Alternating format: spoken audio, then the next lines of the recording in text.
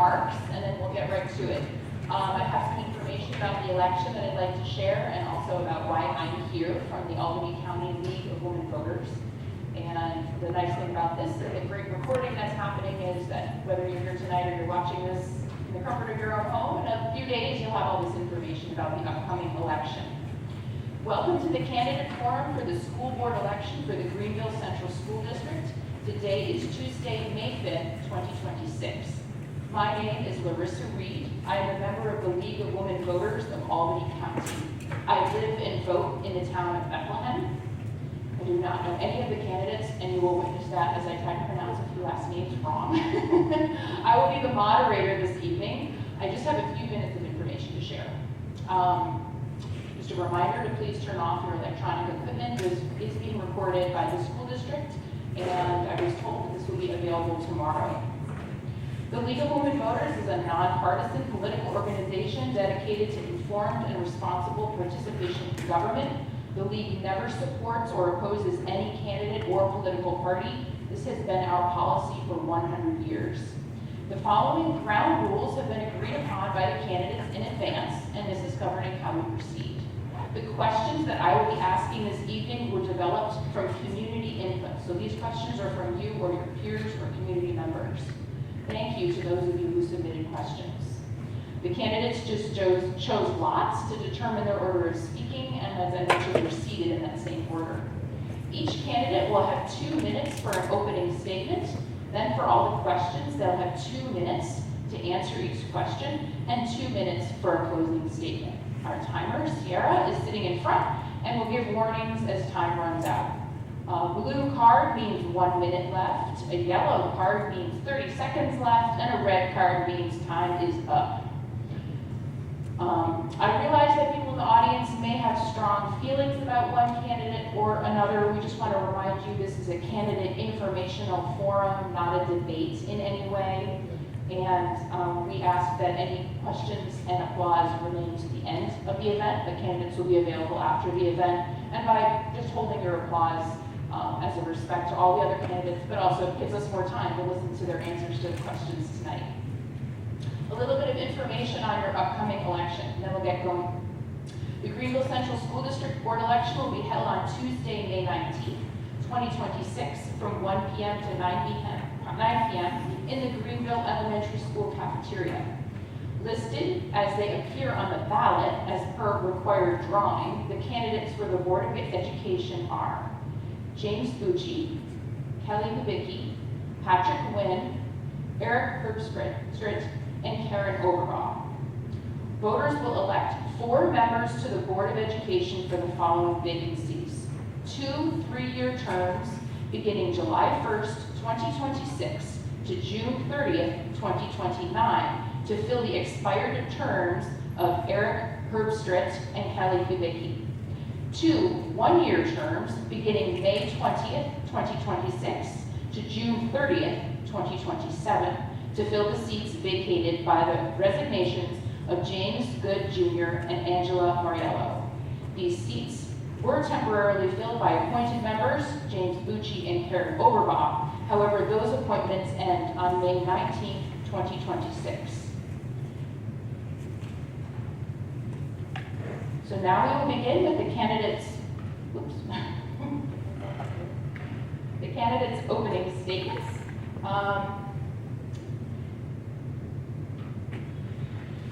Beginning with Patrick Witt, point number 1. Yes, thank you. Good evening.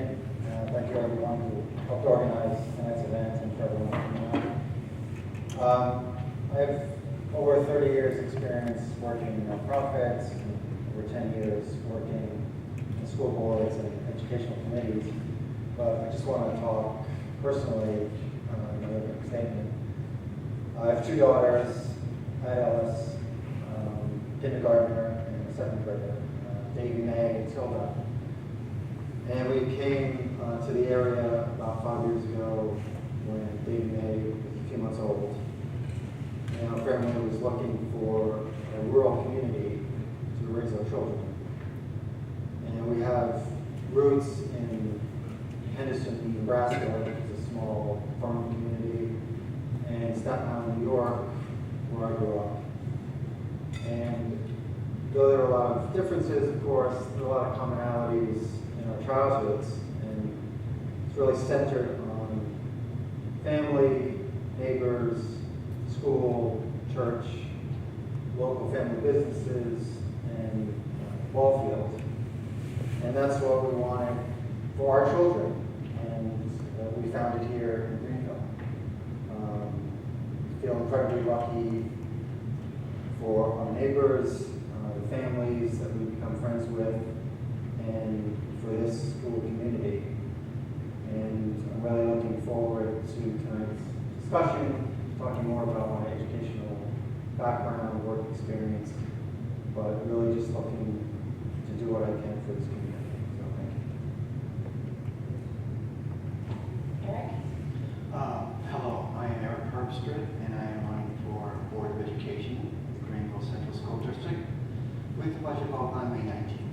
I will try not to repeat what is in my bio, and instead just tell you how I feel about education. I'm using the bullets on the paper because otherwise I'll go forever.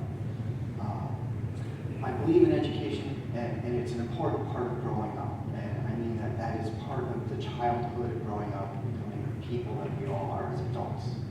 Every child's learning experience is different and unique, and it is a personal experience. So no two children are the same, and I would hope that the teachers treat everybody as an individual.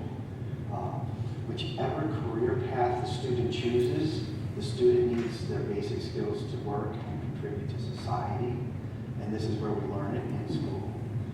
In addition to required classwork, students should be given the opportunity to explore their interests academically or in arts, sports, clubs, or work. I believe that social skills are learned here in school, and they're extremely important because that is who we become as adults. So school molds our children. We learn our life skills and how to make good choices. The whole growing up experiences are reflected in our adult lives. I believe the whole village, us, is responsible for the education system. My own children went through Greenville, are now grown up. They have moved on, and I still feel the need to contribute, and that is why I'm running. I have served the community now for about 6 years, and I ask for your vote so I can serve another 3 years. I believe the board has been fiscally responsible with the passages of budgets and projects. I plan to stay the same course in terms of my being in the future. I have to stop. Thank you. James? Can you hear me? Awesome. My name is James Fucci. Thanks for coming out, everyone, and thank you to Mr. Reed for facilitating tonight. We appreciate it. Grew up in the area. Started here in 3rd grade, so was a student here, graduated here, met my wife here in Greenville. 2 daughters that have come through the school, along with nieces and nephews. So I'd like to think that I have some pulse for the school and the culture, and I want to be part of that. One of my goals is to be a bridge for the community and help with one of the board's goals, which is to be transparent. And so I'd like to continue with that. We happen to be at a time where I've run twice. The school board didn't make the cut, but was unfortunate enough to be appointed recently in December to fill one of the vacancies for a bit. And so that's been a great experience working with the board. It was nice to be included. And right now, as you may know, we're doing the search for a superintendent. So that's been a pretty interesting process, which I've enjoyed, and I'm very hopeful to see that through. My background is one of self-employment, so I'd like to think that I might bring a little bit of a different perspective to the board, and I'm really looking forward to a chance to continue that. And as far as other goals, I'd like to think that some of that background could help with future capital projects, like the big one that was just completed. And I'd like to think that Mr. Hildegard spoke about with some of the insane mandates that have been handed down that we might be able to work towards doing better fiscally for the school, putting some stops in there. And I have to stop as well, so thank you. You all have plenty of time, I promise you, for the rest of the evening. We have a generous schedule tonight. Karen. Hi, I'm Karen. I am here running for a seat on the board. I'm here supported by my husband, Paul, for which I'm grateful. We have 4 children who have all been through school in Greenville. We've lived here for about 25 years, which is almost enough time to be officially local. I am very proud to be part of the Greenville family. Like I said, my husband is here. He started us off in the Greenville family. He was transportation supervisor here for several years. Then our children, we chose to move here because of the school. And our children all did very well here and have gone on to professional careers. As a matter of fact, our daughter is currently a music teacher here. I joined the Greenville family when I became a secretary at the elementary school. Secretary is a bit of a misnomer. It's more like being grandma to 500 kids, and it was the best job ever. Making sure that kids had lunch money, that they had a place to talk, if they needed someone to walk them to the bus. That was part of what I did. We do have a family here in Greenville. I'm very proud of that as well. I'd like to continue to be a part of that family by being your voice on the Board of Education. Kelly. Good evening. Thank you to everyone who put the evening together. I'm Kelly, Vicki. I moved to Greenville in 2002 when I married my husband Walter, who grew up here. We have 3 boys. Our twins have graduated in 2023, and our youngest is in 3rd grade now at Ellis. And from the time that my kids started school in 2010, I've been active in the school district. I've been a classroom volunteer, PTA, PTSA officer, and helped at numerous events, volunteered for the 1000 Book Club, the middle school plays, the high school musicals, I coached Odyssey of the Mind for 4 years. I've served on committees, including building level shared decision teams, the Code of Conduct Committee, the Curriculum Committee, and multiple search committees for district positions. In 2023, when my older boys were wrapping up their time, I knew that I wanted to do more with the schools, so I ran for the board. As one of 7 people on the board, I have worked to improve communications between the board and the community through efforts like coffee and chat times where we could just have a conversation. I've worked with our district communication specialist to brainstorm ideas to improve transparency, and one of the results of that is our Board of Education newsletter that now comes out after each meeting. I currently serve as the Board of Education rep on the district's technology committee, the district level shared decision team, and as the advocacy rep with our state school board association. That role puts me in contact with state lawmakers. I can share our story, how our decisions affect Greenville, how their decisions affect Greenville. And I have the ability to advocate for our students in our district on a variety of topics. Outside of my work on the board and my family commitments, I teach preschool, I'm an active member of my church, and I'm a member of the Greenville Educational Foundation. I've truly enjoyed the last 3 years on the board, and I really hope to have the opportunity to continue the work we've been doing. Thank you. Thank you so much. All right, we're going to start with Eric for the first question here. And again, these came from all of our audience or community members. So, what experience or qualifications matter the most to you in the search for a new superintendent? What specific problems or issues would you ask the new superintendent to prioritize? And I should also just say, any candidate can always ask me to just repeat the question or part of the question. It's flown away. Sometimes the brain does that. So. Okay, so I'm going to say that from a historical perspective, I was involved with the search for Mr. Bennett, and he was our previous superintendent, and he's since moved on. So I would say the same characteristics that we found in Mr. Bennett are the characteristics I'm going to search for our new candidate. I'm looking for someone who is communicating with the community, is involved with the students, and understands the requirements of education. And beyond that, they also have to have the background experience to know how to build a budget, be responsible for the business of the school, which is the people and everything that's in it. But the primary thing, I guess, in the superintendent is someone who can communicate between the public and has the respect of the students. Thank you. Thank you. James? So I think a good leader is definitely going to need to listen. There's so many different stakeholders in the community, teachers and staff, which I'd say are going to be the primary to make sure that the students are being served properly. But also we have a huge community of other people outside the school. So definitely need to listen. And one concern for me is also making sure that with the leadership that there's very structured expectations that are established by the superintendent for all the staff and all the school and for the students. So hopefully that superintendent can really work well within the policies that are set by the board, especially when it comes to discipline.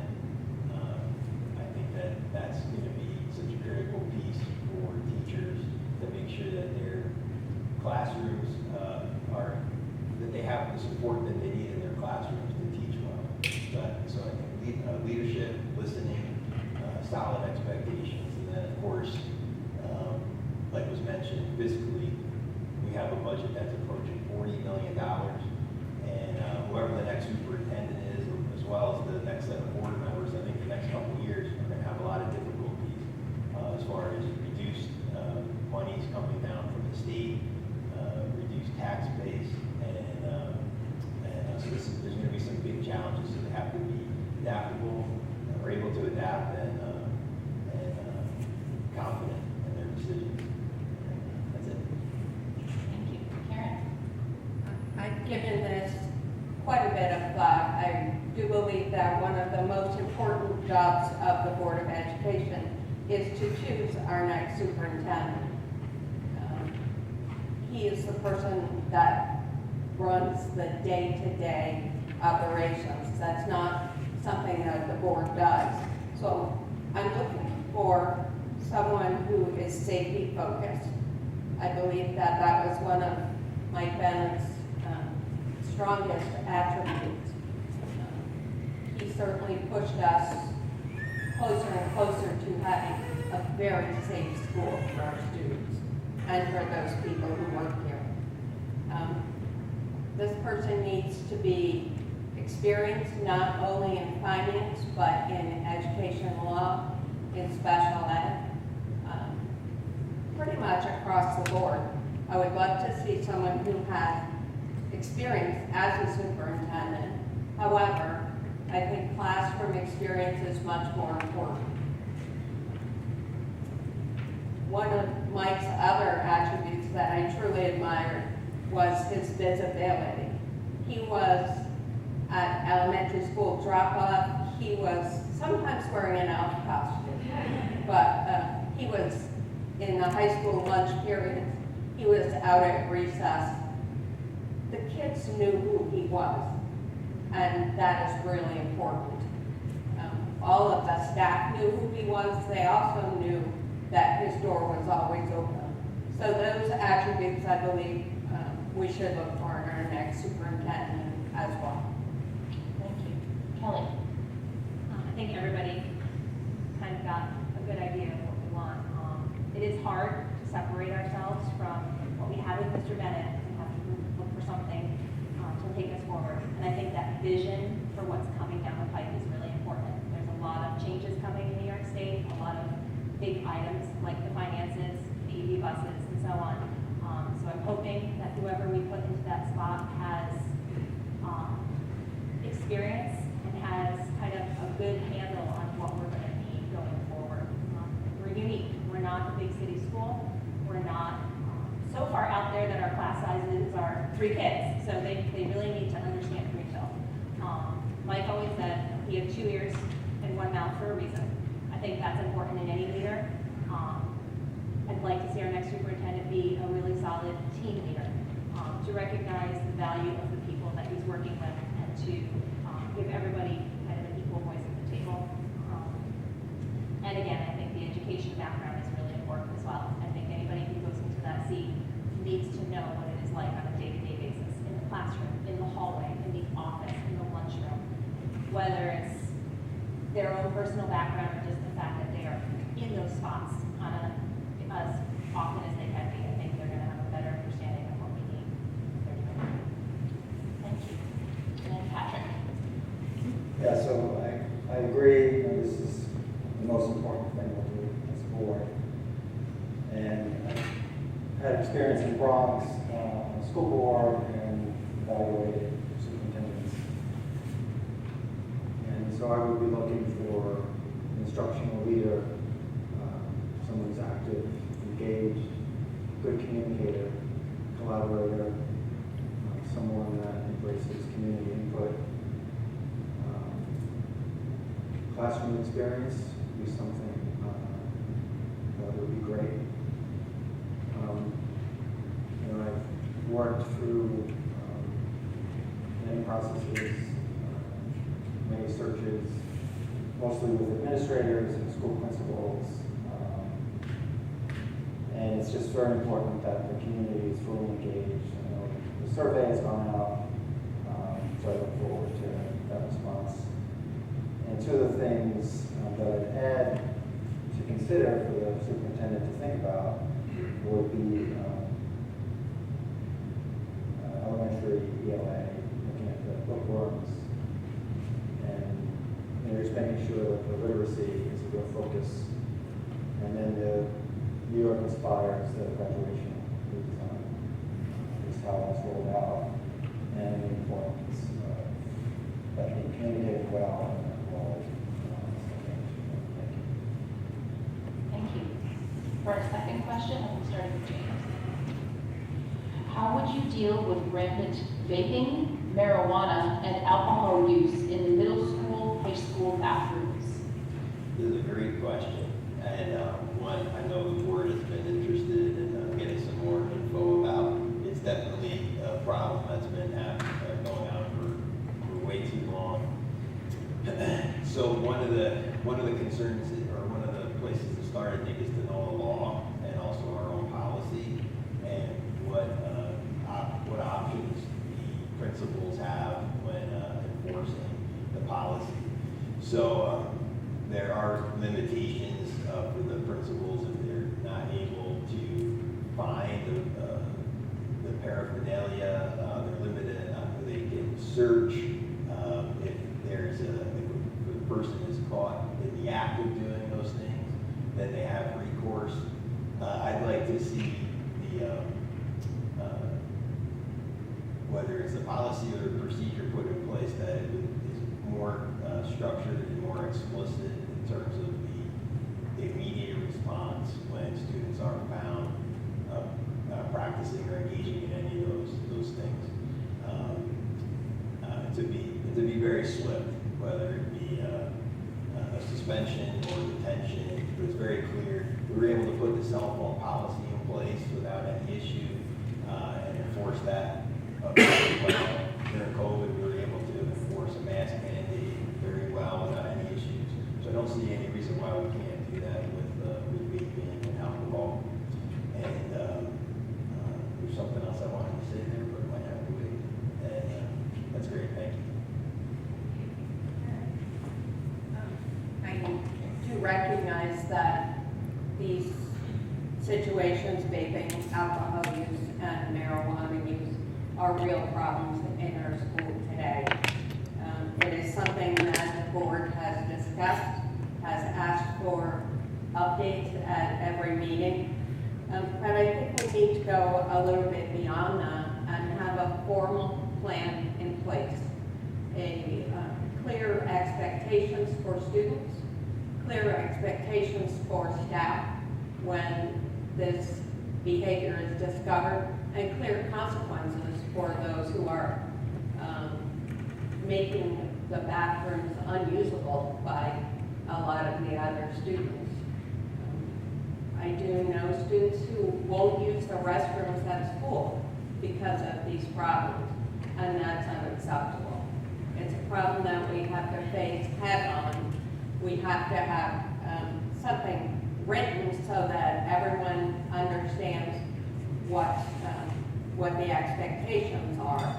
And I know that one of the remedies that's been put in place so far is vague detectors. And I think that's a really good first step in bathrooms, in locker rooms, and other places where students frequently do participate in these activities. But I think we need to look a little bit further, see what's happening in other schools, and form a plan that fits Greenville. Thank you. Kelly? So we have policy, we have code of conduct with categories for consequences. So I think from a board perspective, the next step, or our step, is to task the superintendent and his team, who answer to him or her, with enforcing that policy and those consequences. I think that we could do better than we're doing. I think that there's definitely room for improvement when you look at what the policy and the consequences should be. Let's put those into place a little harder. As Jane said, we did it with the cell phone policy, and we were across the board kind of stuck to a plan, and it's working. So yes, we should be doing that with this as well. But also, I think that there's room for us to do better in the education portion of this. One of the things that we've done is, thanks to our PTSA, they've put the district in touch with the Tobacco Alliance, I think that's the name of it, but with people who can come in and work with the kids and educate them from different perspectives. They're also trying to crack down on some of the local shops and things that are creeping up. So we can use our voices as a school district to help lean on our local lawmakers to not allow those things around, to be more, to enforce better what's happening in the town, and to educate the parents better as well. Yes, I agree that education is a key component to this. Just some of the things that I've heard is, students who don't use the bathroom every day because they're afraid or they just don't want to be involved. There's so many things that happen around vaping. And then some students who are unable to sit through a period. They need to, they're addicted and they need to get to the bathroom, or they can find some way to use these devices. I guess my thought would be what schools have been successful, what models are out there that we can apply to Greenville. I think it's a real across-the-board issue that everyone needs to pull together on this. I'm not completely sold on punitive measures as the answer. I think family engagement, and then putting in some of the best practices that are out there, where you're collecting information, you know which bathrooms are being used, what time of day in particular, is it, there's just many avenues to pursue, and I don't know that we have enough information or have put enough of a spotlight on this issue to come up with solutions. Thank you. Eric? As a board member, I've been supportive of the administration, the teachers, the staff, and so forth with this problem. It's very complex, and I'm going to just point out that the first part of the student using it is illegal, whether it's tobacco or marijuana or alcohol. And I think the complexity of the problem is that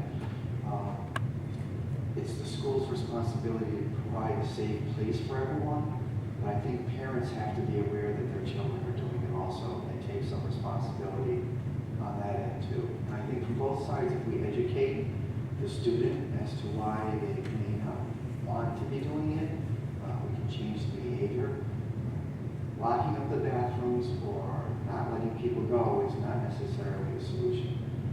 We do have monitors in place, and we do have people who monitor the halls, and it's a complex thing that doesn't have the easy answer. So we as a community could probably help more with the students and the school to figure out how to get vaping, marijuana, and alcohol out of the school system. Thank you. Thank you. For our third question, I'll be starting with Karen. How do you think decisions about the library collections should be made? How should parental complaints about book subjects or titles be handled? Our district has faced these issues in the past. There has been quite extensive discussion about our library collection. It's not something that is only a school problem or only a parent problem. School and parents have to work together on this. We have to present students with age-appropriate material to be reading and encourage students to read as much as possible. Fully use our libraries for what they're there for. We need clear criteria for selecting books to be put on display for students so that it doesn't just depend on one person making those choices. And parents need to be a part of forming those criteria. There are professional standards out there regarding what's appropriate for students at certain age groups, and we do have a policy and a procedure in place currently regarding young adult books and how a student can go ahead and check those out. Once again, as Kelly said, it may come down to enforcement. So all those involved have to be informed, parents, employees, and students, about what our policy and procedure is. Great, thank you. Kelly? So this was actually the hot topic 3 years ago when I ran into. I think that, as Karen said, we do have policies, we have procedures, we have staff, very, very educated staff, administration. It's not my job to tell someone else what to read or not read. I understand that as a parent, there are things I don't want my child to read. But I also understand that as a board member, I'm representing a lot of families with a lot of different opinions. So the library needs to have something for everybody. It may not be my personal preference, but I'm also not going to take it out of the library without really good reason. And that reason would come after review from the committee that would handle any complaints. There are teachers, again, our library specialists, teachers, administrators. If a complaint is happening or if somebody has a concern, it goes to that committee. And it goes from there. There's, again, a procedure in place. But it's a slippery slope. If we start saying that one thing can't be in the library, someone else is going to want to take something else out of the library. Thank you. Patrick? So I am the director of the Rensselaerville Library. So I should point out here that if I'm lucky enough to be elected to the board, I'll be recusing myself from all matters related to the library in terms of our budget and just any policies around the rest of the library. This is an important issue to me, and I really trust the staff, the administration, and the school to be making these decisions. If there's a clear process, and if the books have educational value, and are age appropriate, and they're meeting professional standards, I don't think that one person, a community member, or one family should be deciding what everyone else should have access to in the library. But I appreciate what the other candidates have said in terms of having a committee and being open to any concerns that any parents have, or family has, or any community member has. I think it's all fair and reasonable. But I just really would support the library staff at the school.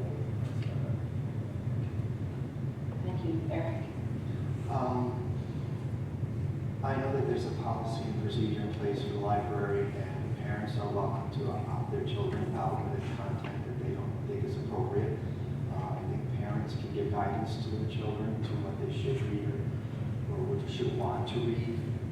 As a parent, I opted for my children to read everything and anything they could. My children were allowed to read stuff that may have been a couple of grades older because they were interested and their peers were talking about it.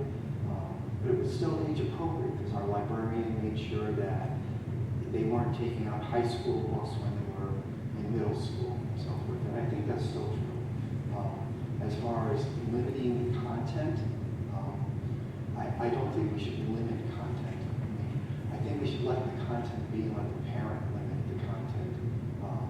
I think as long as the librarian is doing their job, the committee is doing their job, all the books that are there are appropriate for school. And I don't think there's anything that's inappropriate. Now, for a specific age, if something is for a specific age that's marked for youth, then or a young adult, then that's where you go. But this is a parent-child decision. Thank you. Thank you, and James.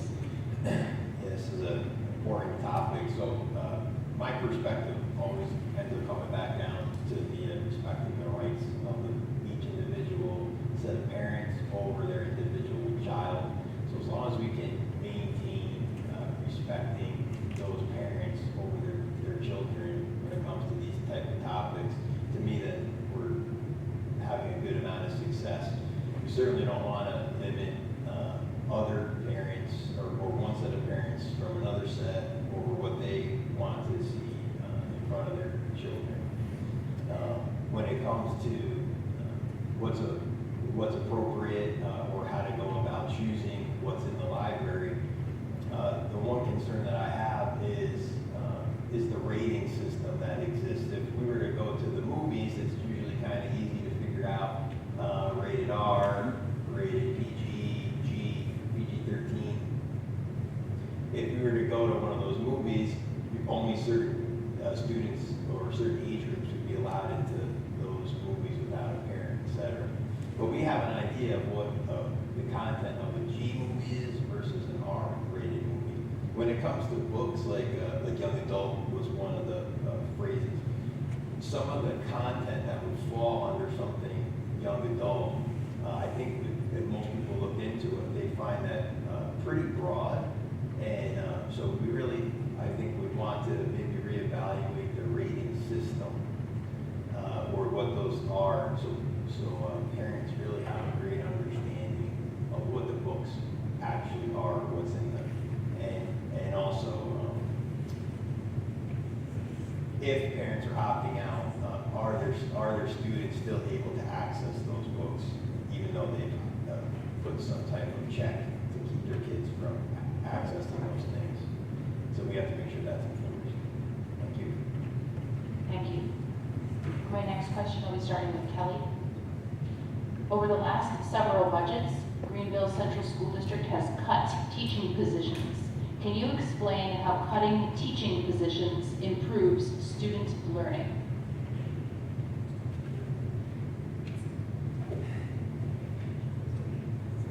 I mean, I think it's pretty obvious that cutting teaching positions is going to cause problems for our students, increase class size, perhaps you're cutting teaching aides in some districts and so on. But the one thing that I would say is that Greenville has been fairly responsible over the last several budgets to not be cutting. We're cutting positions, but we're doing it in a way that's not taking a teacher out of a full-time classroom. For example, the 3 positions that are on this year's, that are being removed this year, are not a section of a grade, a classroom teacher who's going to lose their job, and those 17, 20 kids are going to be dispersed elsewhere. They are positions, they are teaching positions, but they are teachers who are in an alternative type of work. A reading coach, a technology coach. They support the classroom teachers. They work with smaller groups of kids, And because of our numbers, we are able to take the work they were doing and put it into other people's positions and juggle some things around so that their jobs are still going to be done. We're not taking anything away from our kids. We're just kind of reevaluating where we need what. But again, I think the last time we actually cut classroom teachers where someone lost their job at the end of the year was back in 2012. My kids both lost their teachers. And I don't think we've had to do that since. I think we've been very responsible with how we approach any kind of downsizing that we have to do. Thank you. Patrick? For everyone who was here earlier for the budget presentation, our interim superintendent, having gone through it, it's very complex. There are a lot of issues that constrain the decisions we can make. One being the rising healthcare costs. But for me, when I look at the budget, it's really to build out from the classroom. That thinking about the budget and the decisions that are being made, it is about teachers, teacher retention, building a school community that is attracting teachers to school. One of the things I think that we could look at is maybe some more long-term planning and projecting out and some of the things that we're going to be facing in the next 5 to 10 years, so that we don't have to make difficult decisions around the number of teachers that we have in the school. And I guess finally, I'd just like to say, in terms of just having full transparency in how the decisions are being made, what possible solutions might be coming to in the future. If we're looking at teachers in the classroom or, say, literacy coaches, just some of the support staff, just the things that we need to really support students and to have a thriving great school. Thank you. Eric? I guess to state that cutting teachers' positions does not really help the classroom. The question is, from my perspective, what are we doing with personnel management versus actually saying we're cutting teacher positions? So the superintendent is responsible for running the school. And in that process, that person has to balance which teachers are in which classrooms and so forth. So I think we get a new superintendent who balances out where our educators are and works with the teachers to figure out how classroom sizes stay appropriate and everything balances out. That would be the best solution. I can't change necessarily the cutting of an individual's position because that's a superintendent thing. I can hire a superintendent. As far as the current cuts and so forth, these are retirements that are not being filled. And I'm recalling that I believe one of those is a bus position, so it's not a teacher. And I think that the other positions in terms of the coaches, that they are being, I don't know if they're being moved back into the classroom, but their coaching positions are changing from just being coaching to actually being teaching positions also. So I think it's a shared responsibility that they're doing both, and personnel are being rearranged appropriately for what the student body best use. Thank you. Thank you. James? I agree that in general it wouldn't make much sense to imagine that cutting teachers is somehow going to be helpful. So I doubt anyone on the board would, any of the candidates would think that. My concern is actually that might be something that's not just, that might become appealing to many schools to cut teachers maybe prematurely, especially with what we're seeing, the gains in AI and some things that are being promoted on the national scene. So I certainly hope that we would always look towards the teaching staff as being really like the crown jewels at the school, and when you look too at how much time and funds are put into continuing education, for professional development, it certainly isn't a great investment either from the school to see teachers go. So hopefully that would be, if other teachers or any of those spots need to be cut, it would, like it was said, it wouldn't so much be a cut as a non-renewal, so to speak. Unfortunately, it is something that I think is coming down the pike, that we have to, that is going to have to be addressed, and I'm hopeful that we can do that in years in advance, as far as having a plan that the school can see, that the community can see, and it's not something that happens like now. Many people have come to a budget meeting this evening, and they're really just seeing the stuff that's going to be happening right away.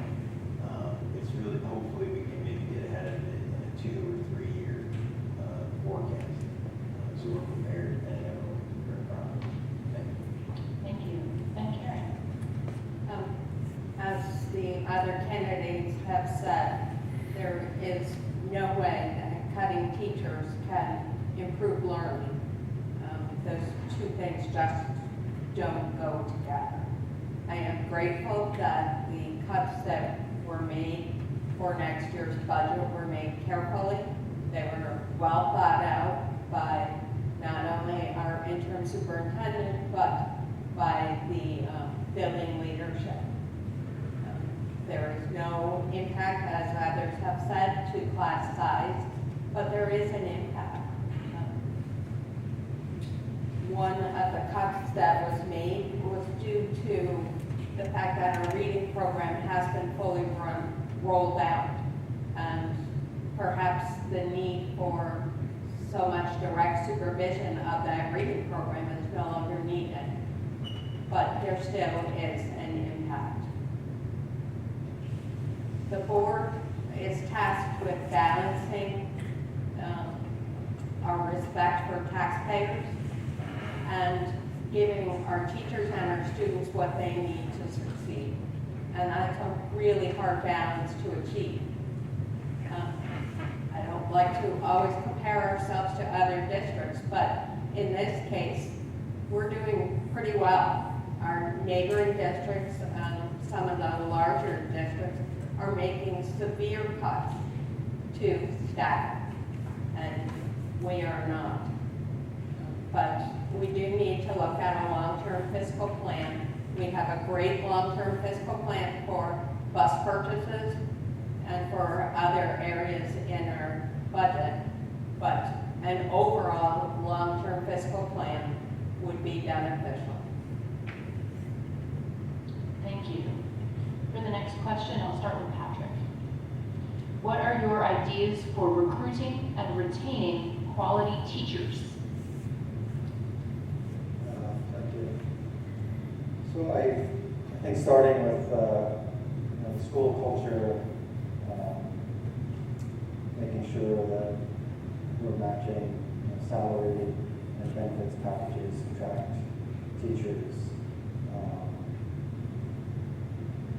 I think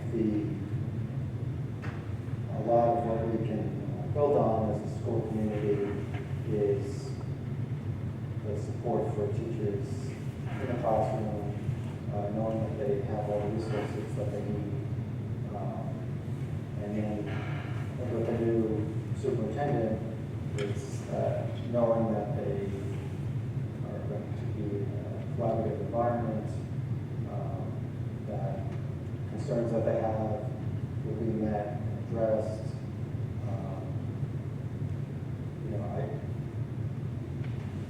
From my experience at the school and with the teachers that we've had, I think that the parent engagement is a really positive part of the school.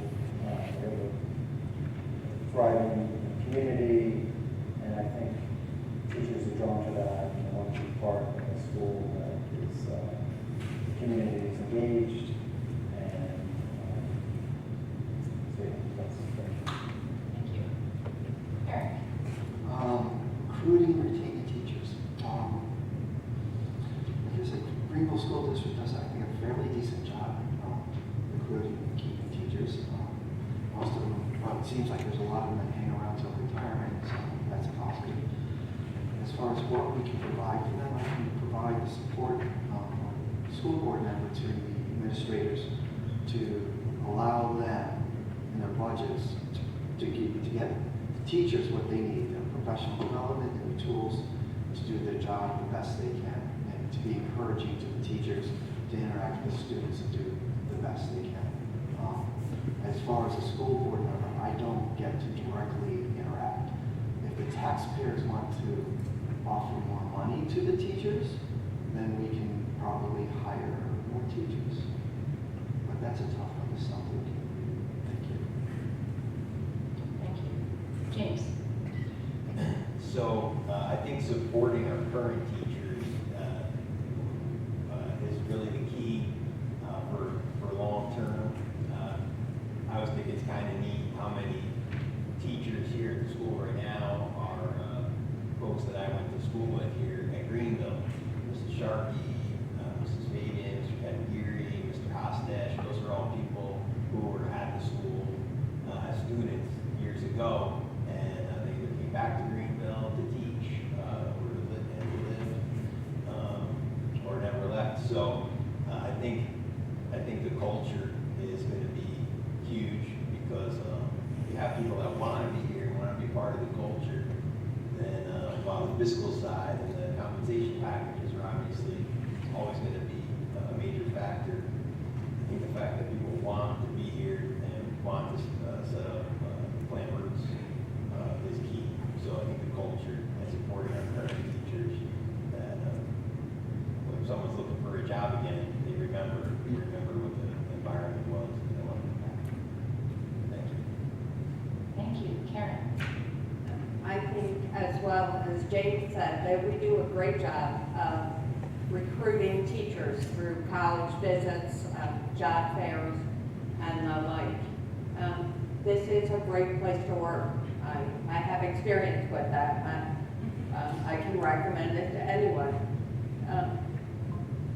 We do a really good job, and we've made recent improvements with our orientation program and our onboarding of new staff and teachers. So those improvements make this a more attractive place to work. We may have some work to do when it comes to morale and a positive culture, but I think every school district has room for improvement when it comes to employee morale.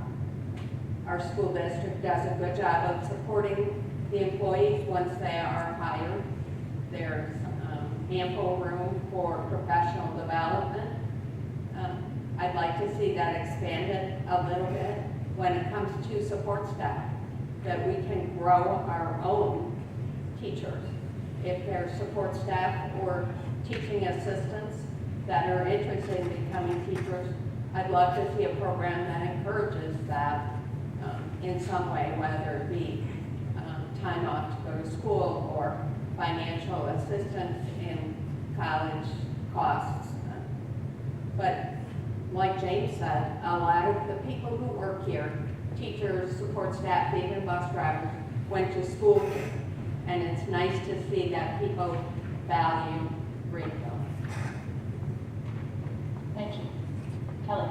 Yeah, I definitely agree. I think that the recruitment, I think that our administration team does a great job. They're present at college fairs. Our current director of curriculum is making himself available and working with a pipeline at Siena College where they can mock interview and practice with him, and that's given him the opportunity to meet individuals that he can then encourage to apply. So anything like that we can do to support the recruitment is great. The retention, we need to be competitive. We need to, once they get here, I agree, I think onboarding and the support when they start, we have a mentoring program in place for new teachers, which is great. I don't pretend to know a whole lot about union negotiations and contracts. I think our union is very strong, which is great for our teachers. But I think the question is, what could we do to be more competitive for a new teacher to make them want to stay? Are they getting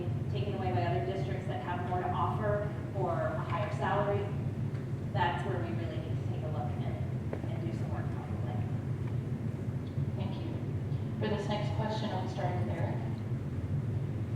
How do you or would you evaluate whether school spending is effective?